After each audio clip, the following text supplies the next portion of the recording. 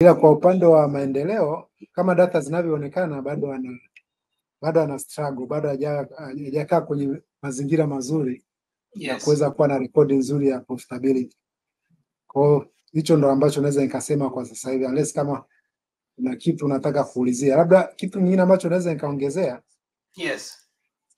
Kwenye hizi kampuni ambazo ziko kwenye EGM, nafikiri zimekuwa na pressure kubwa sana kwamba hawalipi dividend, hata price performance yake inashuka, inakuaje.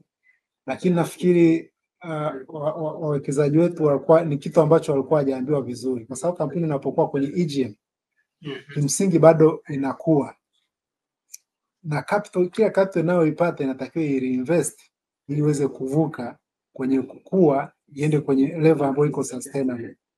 Sana kumbuka kuna maendeleo na Mkombozi walikuwa na lazimika hata kulipa dividend. Kwa hiyo ndio ile nishawahi kuambia kwamba sasa na mti ambao bado uko kwenye kitaru unatafuta jani ulichume, au kama kuna ua limekaa na tunda unataka kulichuma wakati hata hujauhamishia kwenye shamba lenyewe.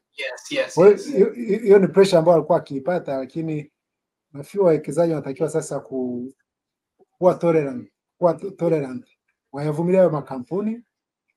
Kimsingi pale unaponunua kampuni ambayo iko kwenye EGM ni aina fulani ya risk investment, kwamba una risk itakuwa au inaweza ikakwama. Kwa hiyo ni kuvumilia tu kwamba hii ni long term investment, uisubiri, na ukinunua kwenye EGM nyingi unaweza ukazinunua hata kwa bei ya chini.